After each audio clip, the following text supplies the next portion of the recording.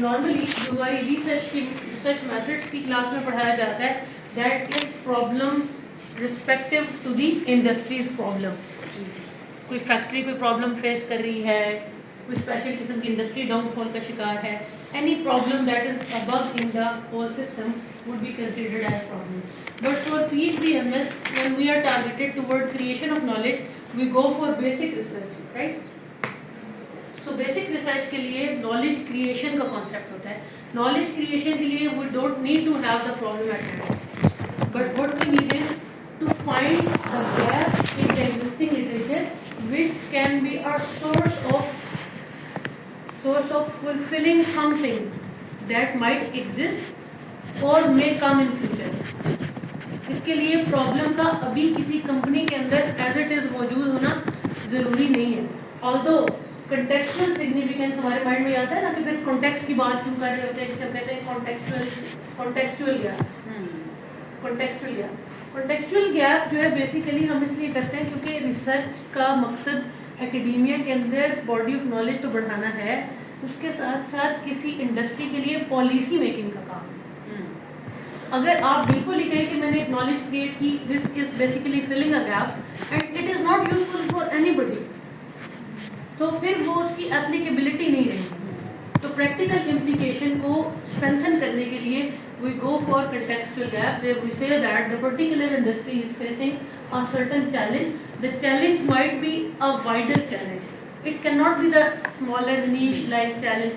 For example, ایک wider industry ہے پاکستان کی ٹیکسٹائل انڈسٹری, لیٹ سے وہ ڈاؤن فال کا شکار ہے, تو یہ ایک براڈر پرابلم ہے. اب اس میں لیٹ سے میں فائنڈ کر لیتی ہوں کہ ایک پرابلم تو وہاں پہ فائنینسز کا ہے, آپ فائنڈ کر لیتی ہیں کہ وہاں پرابلم مینجمنٹ کا ہے, سائرہ فائنڈ کرتی ہے کہ وہاں پرابلم گورننس کا ہے, عبداللہ فائنڈ کرتے ہیں کہ وہاں پرابلم جو ہے وہ پالیسیز کا ہے. تو اس طرح سے مل کر ہم سبھی ایک پرابلم کو ایڈریس کر رہے ہیں اپنے اپنے ڈومینس کے اندر. تو وہ کانٹیکسٹ جو ہوگا وہ بڑا ہوگا, کنٹیکسچوئل گیپ, ہم اس میں کہیں چھوٹا سا ایلیمنٹ ایڈ کریں گے. آپ کی انڈسٹری کیا ہے؟ سافٹ ویئر انڈسٹری ہے. تو سافٹ ویئر انڈسٹری کو کیا ایسا چیلنج ہے جس کے لیے ہمیں پڑھنا پڑے گا؟ کیا چیلنج؟ ٹرانسفارمیشن ہے نا, transformation towards automation, transformation towards a I adaption. So Komal is my supervisor basically, she is working on a I adaption in I T sector. تو اس کے اوپر یہ کام کریے. اب اس کے لیے یہی ہے کہ جو آئی ٹی سیکٹر ہے اس کو کیا واقعی یہ چیلنج ہے؟ اگر تو کنٹیکسچوئل گیپ براڈر ایگزسٹ کرتا ہے, اور کومل اس براڈر گیپ جو اتنا سارا خلا ہے, بہت ساری چیزوں کا پرابلم ہے, ایک ڈاٹ کو کومل اسٹڈی کریں گی, ایک ڈاٹ کو کومل اسٹڈی کریں گی کہ یہاں پر یہ جو ٹرانسفارمیشن ہو رہی ہے انڈسٹری میں, اس کے جو چیلنجز ہیں ان میں سے ایک چیلنج جو ہے وہ لیٹ سے انوویشن کا ہے, یہ ایک چیلنج گورننس اچھی نہ ہونے کی وجہ سے ہے, یا ایک چیلنج انفراسٹرکچر نہ ہونا, ایک چیلنج ہے اسکلڈ ورک فورس نہ ہونا, ایک چیلنج ہے کہ گورنمنٹ کی پالیسیز کا نہ ہونا, ٹیکسیشن پراپرلی نہ ہونا. دیر آر ویریس چیلنجز, اس میں سے کوئی ایک چیلنج پک کریں گے اور اس چیلنج سے ریلیٹڈ آپ اپنی نیش کو ڈیفائن کریں گے کہ میں صرف اس ایک قطرے کو ہی بس پڑھوں گا. P H D M S میں صرف ایم ایس میں تو نہیں, پی ایچ ڈی میں just you have to study one drop, لیکن اس کے پہ آپ کو سارے جو ہے نا خواص پتہ ہونے چاہیے کہ how it basically works. It's only answer of one question, right. ایسا نہیں ہوگا کہ ایز اٹ از آپ کا پورا ماڈل کسی انڈسٹری میں گیا ہے, نہیں, براڈر ہوگا, ایک اس میں آپ نے اپنا کانٹینٹ جو ہے وہ ایڈ کرنا. So this is how our problem would be there. ٹھیک, جب ہم انڈسٹری کے کنٹیکسچوئل گیپ کو دیکھتے ہیں, اس کے بعد آ جاتا ہے نالج گیپ. کیا کانٹیکسٹ میں جو پرابلم آ رہا ہے, لیٹ سے کومل نے فائنڈ کیا کہ لیڈر اچھے نہیں ہیں, اس وجہ سے اے آئی اڈاپٹ نہیں ہو رہی کمپنی سے, مسئلہ آ رہا ہے, لیڈرس کو خود نہیں پتا اے آئی کیا ہے, ان کی اپنی جو ہے نا وہ پروپینسٹی ہونی چاہیے ٹورڈز دس ٹرانسفارمیشن, وہ نہیں ہے. اب اس چیز کو ایڈریس کرنے کے لیے کیا لٹریچر میں کوئی ایسی چیز ایگزسٹ کرتی ہے جو لیڈرشپ کے اس مسئلے کا حل ہے؟ اگر تو ایگزسٹ کرتی ہے, جیسے ہم کہتے ہیں نا کسی کمپنی کے اندر ایتھکس کے بڑے مسئلے ہیں, تو کون سی لیڈرشپ ایگزسٹ کرتی ہے لٹریچر میں؟ ایتھیکل. اور ایتھیکل لیڈرشپ جو ہے کیا اس کو اسٹڈی کیا ہے with mediators, with moderators in this specific context. تو آپ اسٹریٹ اوے کہیں گے کہ اس طرح کی اسٹڈی کو کرنے کے لیے ہمیں ایتھیکل لیڈرشپ کا سہارا لینا پڑے گا. آپ کا جو فن جسے ہم نے کہا تھا نا فنلنگ آف دس گیپ اس میں یہی چیز ہے کہ آپ نے براڈ پرابلم ایریا سے شروع کیا, آپ کرتے کرتے نیرو پہ آ گئے.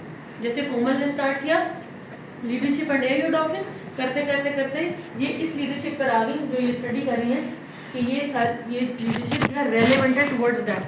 اب اس کے اندر مزید ڈیٹیلس, جیسے ہم نے لاسٹ ٹائم بھی کہا تھا کہ پھر 2 کا ریلیشن شپ سرچ کرنا ہے, پھر میڈیٹر کا ریلیشن شپ, پھر ماڈریٹر کا, کون کون سے میڈیٹر ماڈریٹر یوز ہو چکے ہیں اور کون کون سے ابھی تک جو ہے وہ نہیں آئے. دیکھیے میڈیٹر کے بارے میں اکثر اسٹوڈنٹس کو ایک غلط فہمی رہتی ہے کہ وہ سمجھتے ہیں کہ میڈیٹر بھی کوئی باہر کی چیز ہے. Basically mediator is the path between two.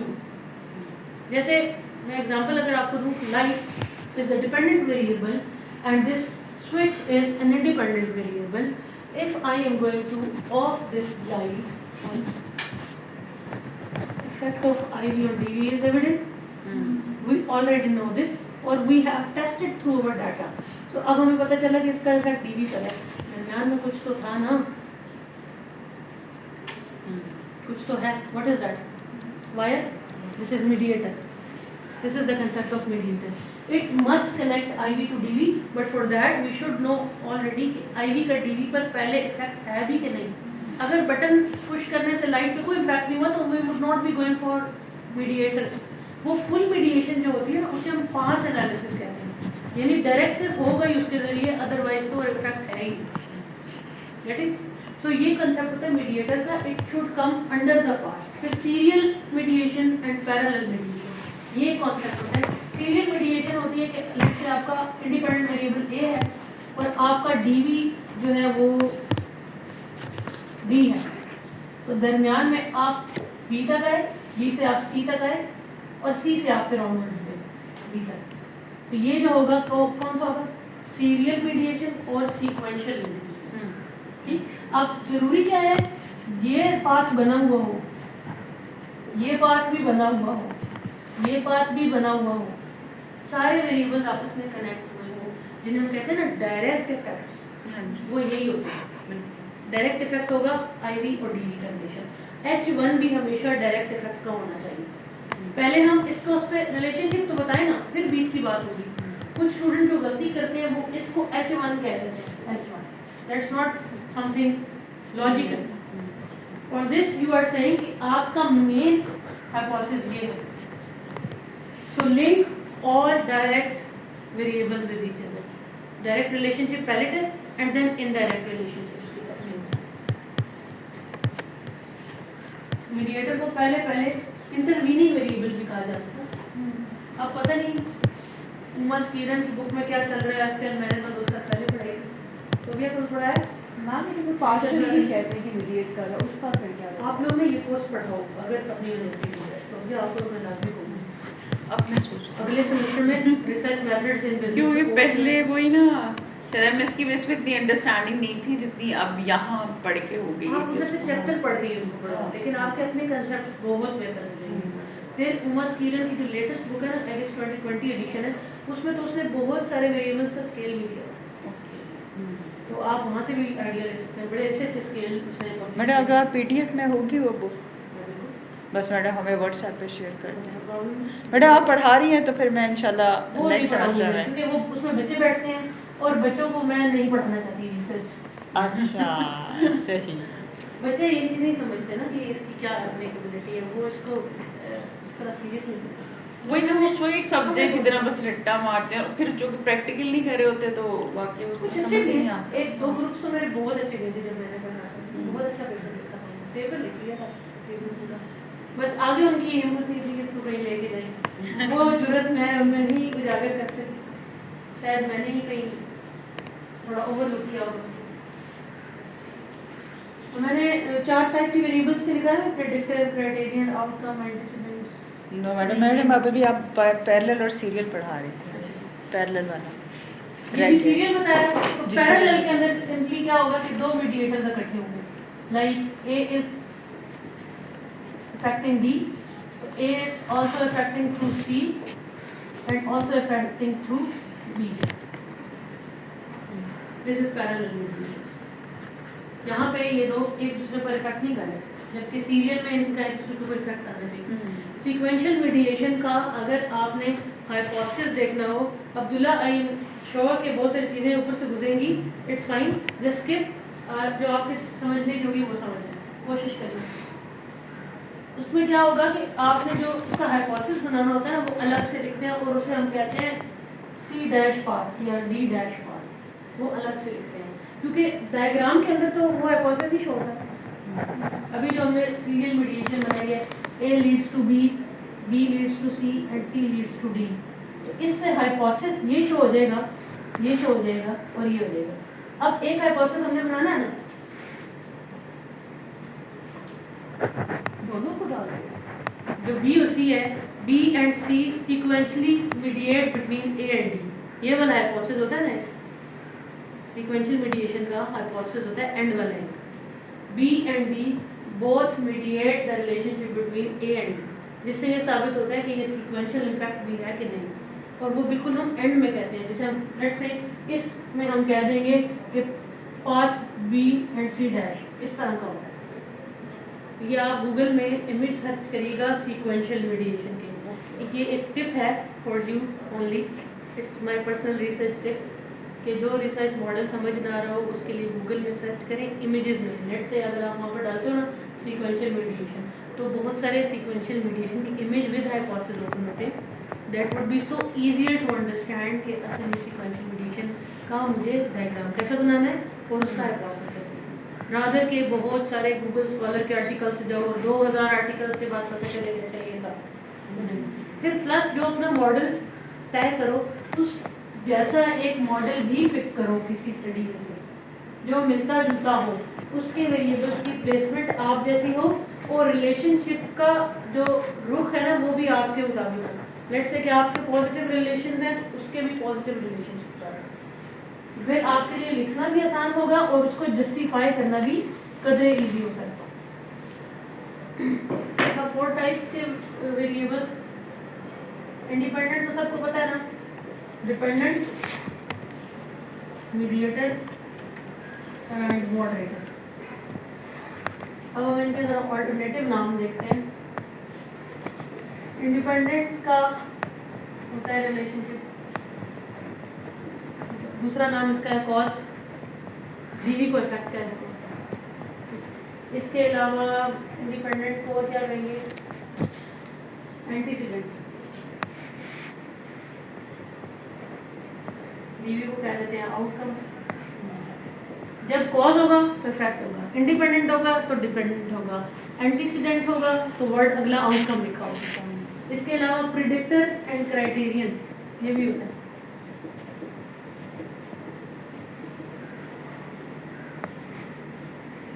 Predictor independent variable کو کہتے ہیں اور ڈیپینڈنٹ ویریبل کو کرائٹیرین بھی کہا جاتا ہے. آلٹرنیٹیو نیمز ہیں جو ریسرچ میں یوز ہوتے ہیں.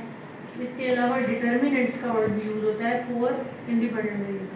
ڈیٹرمیننٹ کے ساتھ آؤٹ کم کا ورڈ یوز ہوتا ہے، جیسے determinants and outcomes of employee creativity.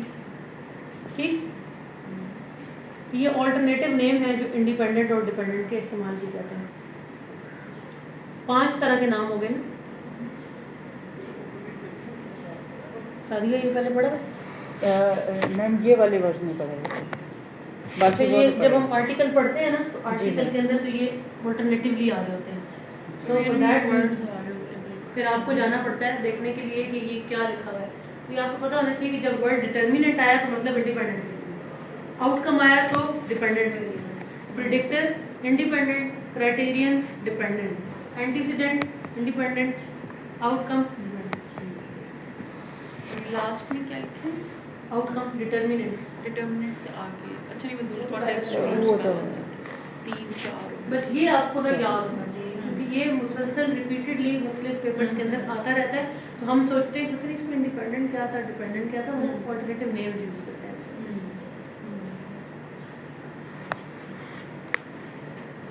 Mediator and moderator. Mediator کا بھی میں نے بتا دیا. اب رہ گیا ہمارا مشکل ترین ویریبل جسے ہم کہتے ہیں ماڈریٹر. کیوں مشکل ہے بتاتے ہیں.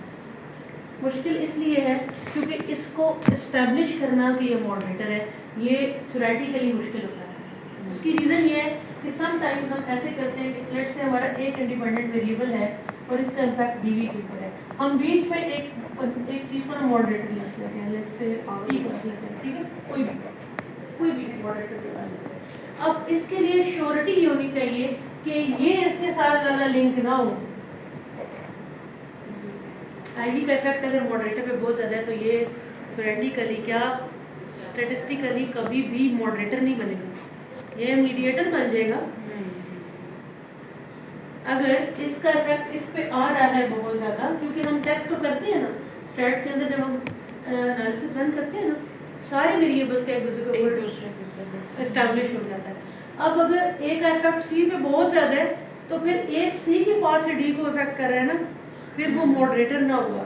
پہلی چیز یہ انشور کرنا ہے کہ جو بھی ماڈریٹر ہے وہ میڈیٹر جیسی سائنس سے نہ رکھتا ہو, اس کی سائنس بالکل اس سے مختلف ہو. یہ کوئی تھرڈ پارٹی ہے بھائی. آربیٹریشن ہم کسے کہتے ہیں کامن زبان میں, ثالثی کردار جسے کہتے ہیں. تھرڈ پارٹی, تھرڈ پارٹی کا مطلب یہ ہوتا ہے کہ وہ انڈیپینڈنٹ ہے, آزاد ہو دوسری دونوں پارٹیوں کے اثر سے. میڈم اس کو ویریبل نہیں کہہ سکتے. یہ ویریبل ہی ہے نا. اچھا یہ ویریبل ہے, اس کی اپنی ویلیو تو چینج ہوتی ہے نا. ویریبل کو اردو میں کیا کہتے ہیں سادیہ؟ جو چینج تبدیل ہو رہا ہے. ہم لوگ کتنے نالائق ہیں اردو میں, تو یہ بتاؤ یار اردو ویریبل کو اردو میں تبدیل ہونے والا ایک ورڈ ہونا چاہیے. کبھی میتھس اردو میں نہیں پڑھا ویسے میں نے بھی پڑھا. متغیر کہتے ہیں. اچھا نہیں وہی تو کوئی ایک لفظ ہوگا. دیکھیے ہم متغیر کہتے ہیں اردو میں. اردو کے اندر زیادہ ڈیپتھ ہے انگریزی سے.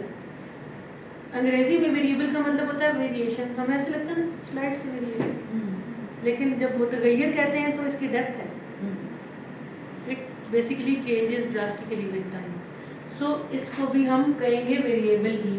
اب ماڈریٹر کتنے ٹائپس کرتے ہیں؟ 3. ایک ایسا ماڈریٹر ہوتا ہے جس کا ہوتا ہے انہینسنگ افیکٹ. انہینسنگ افیکٹ والا ماڈریٹر یہ پڑھنا ہے آپ نے, ٹھیک ہے. دوسرا ویریبل ایسا ہوتا ہے جس کا بفرنگ افیکٹ ہوتا ہے. اچھا یہاں پہ کوئی 2 ویریبل رکھ لیتے ہیں سمجھنے کے لیے, کو بتا دیں. ابیوزو سپرمین کر دیتے ہیں. ابیوزو سپرمین سب کو پتا ہے نا. ٹھیک اس سے ٹرن اوور انٹینشن بڑھ جاتا ہے. ٹرن اوور, اور جتنا پاور ڈسٹینس کلچر زیادہ ہوگا اتنا مسئلہ زیادہ ہوگا. دیکھا پرانے بچے بس پاس ہو گئے. اچھا وہ آج ایسے کو لسٹ نہیں مل رہی تھی نا کنسٹرکشن کمپنی سے, ڈھونڈا رہا ابھی آدھا گھنٹہ گزر گیا. ایسے کا جانا ہے کل پرسوں فوراً آپ سے شیئر کرتے ہیں کیونکہ آپ کے سامنے باتیں ہونا بہت ضروری ہے. تو میں نے کھولا تو لسٹ کھل گئی. میں نے کہا یہ کیا سپروائزر کو لسٹ کیسے مل جاتی ہے, جو اسٹوڈنٹ کہتے ہیں کون سی لسٹ ہے. میں نے کہا 1680 کمپنیز ہیں بھائی, ان میں سے آپ نے کس کس سے ڈیٹا دیا ہے. وہ بھی حیران. میں نے کہا بیٹا میم جب میں بھی کھول رہی تھی تو میرے پاس بھی 7 آیا تھا, آپ کے پاس 1000 کھل گیا تھا. وہ سافٹ ویئر ہاؤسز والے میں نے وہیں سے کلک کیا لیکن نہیں ملا وہاں پہ. آ گیا ایسے اسی لیے رہتے ہیں نا, ہر کام کے لیے پی کا ہونا ضروری ہے. کام نا مرشد کے بغیر نہیں ہوتا. اوکے یہ ماڈل بن گیا. بندہ جتنا ایبیوسو سپروائزر ہوگا اتنی اس کی ٹرن اوور امپلائی کیا کرے گا, تنگ پڑے گا اس کے ایبیوسو بیہیویئر سے, ٹرن اوور انٹینشن بڑھ جائے گی.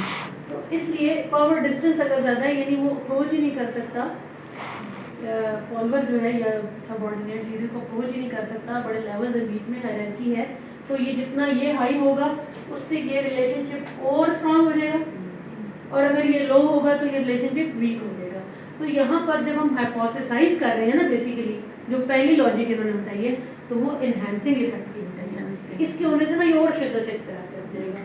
تو یہ اس کا یہاں پہ ہو جائے گا انہینسنگ افیکٹ. اب یہاں پہ پاور ڈسٹینس کلچر کو اگر ہم ختم کرتے ہیں, اور میں کہتی ہوں ورک گروپ سپورٹ ہے, بہت تو لان تان کرنے والا ہے لیکن دوست یار اچھے ہیں جو آفس میں بیٹھتے ہیں, کولیگز اچھے ہیں, فیلوز اچھے ہیں, ان کی سپورٹ حاصل رہتی ہے. تو اس کے ہائی ہونے سے یہ دونوں ریلیشن شپ جو ہے وہ ریورس ہو جائے گی, یہ ریورس ہو جائے گی. اور اگر یہ لو ہے تو پھر وہ ریلیشن شپ ہائی ہوگا. تو ہم نے ماڈریٹر کو ہائی رکھ کے لاجک بنانی ہے. لکھ لو اپنے پاس, ماڈریٹر کو ہائی رکھ کے لاجک بنانی ہے, اس کے لو افیکٹ کو بعد میں دیکھا جاتا ہے. صحیح. ہم نے یہ دیکھنا ہے کہ ورک گروپ سپورٹ کے ہائی ہونے سے کیا ہوتا ہے. Although we also have to mention that when the moderator is low, what happens to the relationship? For that we make a graph. Graph دیکھا ہوگا moderator کا. ویسے آپ لوگ نا مجھ سے ایک لیجیے گا 2-way unstandardized بیٹا کا ماڈریشن کا ایک گراف ہے میرے پاس. وہ مجھ سے لیجیے گا, اس میں بیٹا کی ویلیوز ایڈ کریں گے تو وہ گراف آپ کو بنا کے دے گا.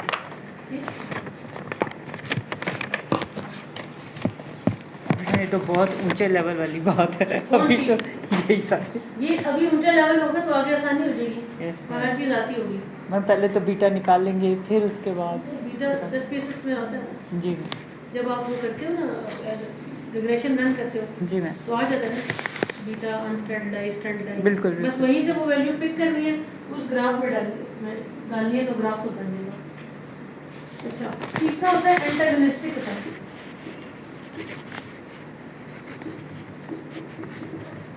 اچھا, اس میں میں نے ایکسپرٹ ٹپ نہیں لی. ایکسپرٹ ٹپ یہ ہے کہ ماڈریٹر جب بھی رکھوں یہ والا اٹھا رکھنے کی کوئی ضرورت نہیں, جیسے انہوں نے پڑھا.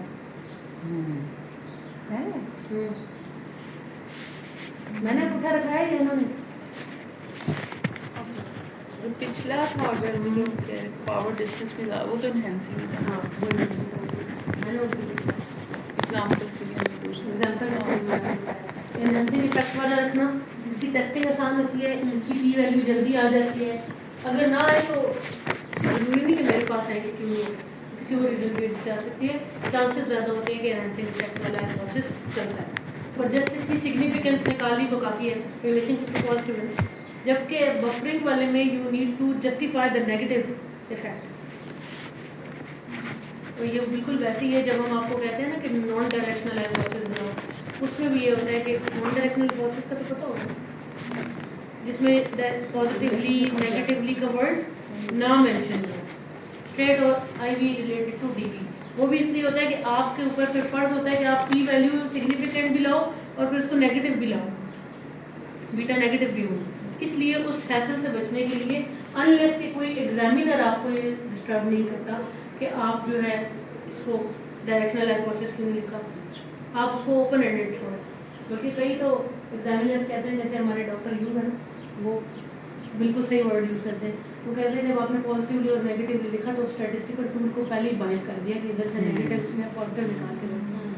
لیکن ہم کیونکہ او بی ریسرچرز ہیں, وہ اکنامکس کے ہیں, تو وہ اور طرح سے سوچتے ہیں اسٹیٹسٹیکل ٹرمز میں.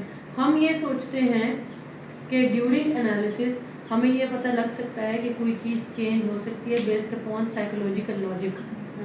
ہم یہ چیز کرتے ہیں, لاجک کے اوپر زیادہ بھی بیس کرتا ہے. وہ ویسے کہ آپ کا لٹریچر ہی گائڈ کرتا ہے کہ ریلیشن شپ پازیٹیو ہے یا نیگیٹو ہے, آپ خود سے کہاں دیکھتے ہوتا ہے نا.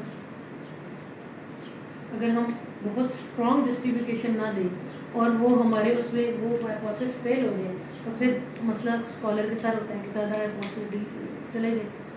پیپر کرنے میں مسئلہ نہیں ہے, تھیسس کے اندر جو ہے نا, جو آئیڈیل ریشو ہے نا 20% ریجیکٹ ہونے چاہیے, 100% ایکسیپٹ نہیں ہونے چاہیے.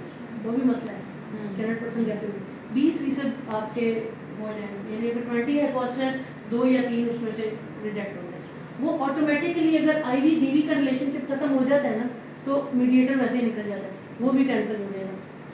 ایک کا ہائپوتھیسس یہ والا گیا, آٹومیٹکلی ان بٹوین والے جو تھے وہ چلے گئے, کیونکہ ایگزامپشن ہی نہیں, بٹن دبانے سے لائٹ چالو ہی نہیں, تو کیا ضرورت پڑی ہے بیچ میں میڈیٹرس کی, وہ آٹومیٹکلی کینسل. میم منیمم ہائپوتھیسس کتنے ہونے چاہیے میم؟ منیمم ویریبلز 8 ہونے چاہیے. اچھا ویریبل 8. اس سے کم والے میں نا ایک ویور کو بھی یہ لگتا ہے کہ یار it's not a sufficient detail for P H D base, even for M S it should be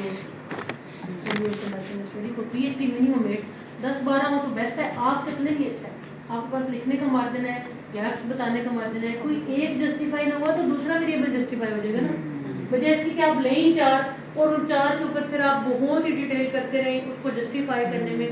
So that's not a good approach. I would not recommend that. Although ہوتا ہے بہت اچھے جرنلز میں 4 ویریبلس کے ساتھ بھی اچھے paper چھپے ہیں, لیکن یہ سوچیں کہ وہ پیپر ہے نا, that's not ڈسرٹیشن. وہ کسی ایک کی ڈسرٹیشن میں سے 3 پیپر نکلے ہوئے ہیں, اس کے 12 ویریبلس ہیں. جیسے میرے اس میں شاید 8-9-10 शायद 12 ही थे, तो मैंने इसमें से 3 पेपर पब्लिश किए हुए हैं, तीनों में बस इसी तरह से मिक्स किस्म के बात।